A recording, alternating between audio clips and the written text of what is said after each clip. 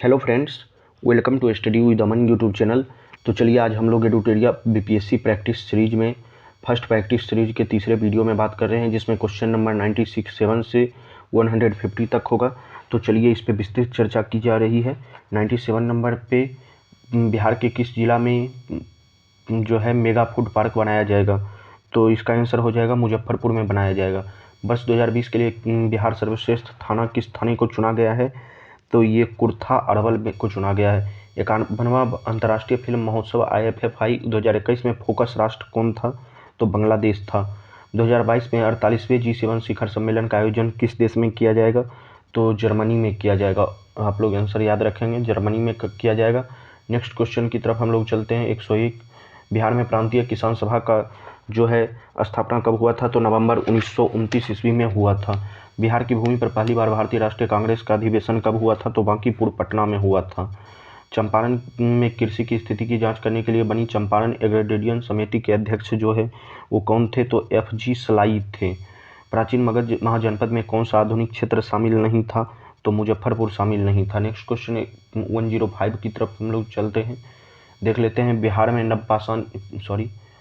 में जो है नवपाषाण युग में अवशेषों में किन किन स्थानों से प्राप्त हुए हैं? ठीक है, तो इसका ऑप्शन ई हो जाएगा, क्योंकि चिरांद से प्राप्त हुए हैं, चेचर से भी प्राप्त हुए हैं। नेक्स्ट क्वेश्चन, शेरशाह ने पटना को कब बिहार की राजधानी बनाया था? तो 1541 ईस्वी में बनाया था। तुगलक काल में बिहार की राजधानी है वो कहाँ थी? तो बिहार शरीफ थी। वर्तमान पटना कॉलेज किस यूरोपीय कंपनी की फैक्ट्री थी? तो डच की फैक्ट्री थी। प्रसिद्ध नर्तकी आम्रपाली का संबंध किस नगर से था? तो वैशाली नगर से। वो उस वक्त की वहाँ की एक तरह से हम वैश्या कह सकते हैं, उस तरह से थी। ठीक है, चलिए नेक्स्ट क्वेश्चन की तरफ हम लोग चलते हैं। किस प्राचीन ग्रंथ में पहली बार वर्तमान बिहार के भौगोलिक क्षेत्र की चर्चा मिलती है? शतपथ ब्राह्मण में जब प्रकाश एक दूसरे माध्यम में प्रवेश करती है तो उसके तरंग दैर्ध्य पर क्या प्रभाव पड़ता है? वो परिवर्तित हो जाता है। दिए गए विकल्पों में कौन सा विकल्प सही नहीं है? तो ऑप्शन ई हो जाएगा, क्योंकि ये सभी सही है। ठीक है, चलिए नेक्स्ट क्वेश्चन देखते हैं। SI पद्धति में कितने मूल मात्रकों को स्वीकार किया गया है? तो ये आप लोग 12th में पढ़े होंगे, 7 मात्रकों को स्वीकार किया गया है। नेक्स्ट क्वेश्चन की तरफ चलते हैं। निम्नलिखित में से पदार्थ के अम्लीय या क्षारीय होने की प्रकृति का सूचक कौन सा है? तो इसका ऑप्शन डी हो जाएगा, ये सारा सूचक है। फाइबर ऑप्टिक्स किस सिद्धांत पर कार्य करता है? तो ये संपूर्ण आंतरिक परावर्तन पर काम करता है। बर्तनों को चमकीला बनाने के लिए उपयोग में लाए जाने वाला पदार्थ निम्नलिखित में से कौन सा है? तो ये जिंक ऑक्साइड है। चलिए हम लोग नेक्स्ट क्वेश्चन की तरफ बढ़ते हैं। 117 नंबर क्वेश्चन, मेढक के संबंध में निम्नलिखित में से कौन सा कथन जो है वो असत्य है? कायांतरण में आंत बड़ी हो जाती है, ये असत्य है। निम्नलिखित में से कौन सी रसायन मच्छर भगाने वाली दवाओं के रूप में सक्रिय पाई जाती है? तो एलिथ्रिन पाई जाती है। एक कार्बन क्रेडिट का मान कितना होता है? तो 1000 किलोग्राम CO2 हो जाता है इसका आंसर। नेक्स्ट क्वेश्चन की तरफ हम लोग चलते हैं। 120, मानव शरीर के भार का कुल कितना हिस्सा ऑक्सीजन का होता है? तो 65% ऑक्सीजन होता है। चलिए 121 नंबर क्वेश्चन की तरफ हम लोग चलते हैं। तो निम्नलिखित में से कौन सा सुमेलित नहीं है? निम्नलिखित में से कौन सा सुमेलित नहीं है? तो इसका आंसर तांबा हो जाएगा। गैल्वेनीकरण फास्फोरस का कौन सा अपर रूप अंधेरे एवं वायु में रखे जाने पर स्वतः जल उठता है? तो श्वेत फास्फोरस। चलिए यहाँ पे क्वेश्चन सही से नहीं दिख रहा है, तो हम अगले दिन से इसको सही से स्कैन करने का प्रयास करेंगे। निम्नलिखित में से किसकी मात्रा अम्ल वर्षा में सबसे अधिक होती है? ऐसे हम बोल रहे हैं तो आप लोग सुन लीजिए, H2SO4। नेक्स्ट क्वेश्चन की तरफ हम लोग चलते हैं। चूहे मारने की दवा में किस रसायन का प्रयोग मुख्य रूप से होता है?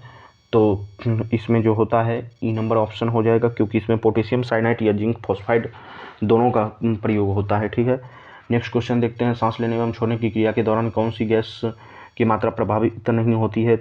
कौन सी गैस की मात्रा प्रभावित नहीं होती है? तो ये नाइट्रोजन हो जाएगा। ठीक है, मानव शरीर में पाई जाने वाली सबसे छोटी हड्डी जो है वो कौन है? तो स्टेपीज है। नेक्स्ट क्वेश्चन की तरफ हम लोग चलते हैं। 127 नंबर, निम्नलिखित कथनों पर विचार करें।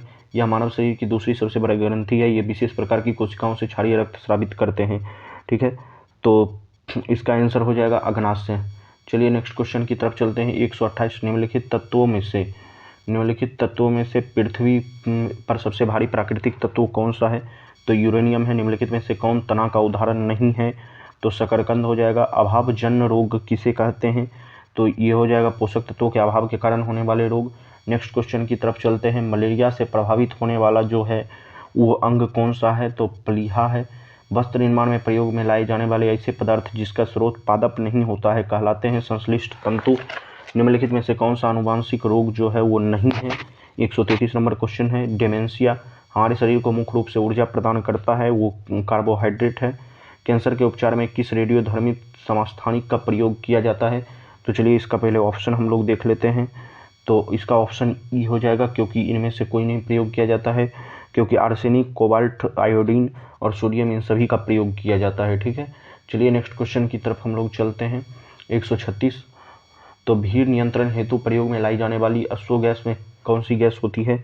तो उसमें अमोनिया होती है। ठीक है, शरीर में अतिरिक्त ग्लूकोज ग्लाइकोजन में परिवर्तन होकर कहाँ भंडारित करता है? तो यकृत में भंडारित करता है। विटामिन ए की कमी से निम्नलिखित में से कौन सा रोग नहीं होता है? तो ऑप्शन ई हो जाएगा, क्योंकि विटामिन ए की कमी से जो होता है, आप लोग पूरे विटामिन का देख सकते हैं, रतौंधी एवं जीरोप्लेथमिया रोग होता है। नेक्स्ट क्वेश्चन की तरफ हम लोग देखते हैं। 139, H9N2 इन्फ्लुएंजा वायरस निम्नलिखित में से किसके कारण होता है? तो बर्ड फ्लू के कारण होता है। द पॉलिटिक्स पुस्तक के लेखक जो हैं वो कौन हैं? तो अरस्तू हैं। चलिए यहाँ से मैथ का क्वेश्चन आरंभ होता है। अगर हम इसे सॉल्व करने लगेंगे तो बहुत समय लग जाएगा। हम इसका आंसर बता देते हैं और आप लोग खुद सॉल्व कर लेंगे। 141 का आंसर ए नंबर हो जाएगा, 0।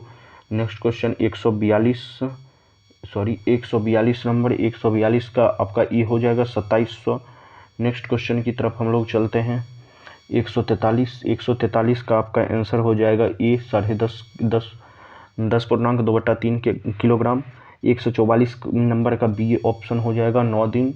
नेक्स्ट क्वेश्चन की तरफ चलते हैं। 145 का आपका आंसर हो जाएगा सी नंबर, 26,620।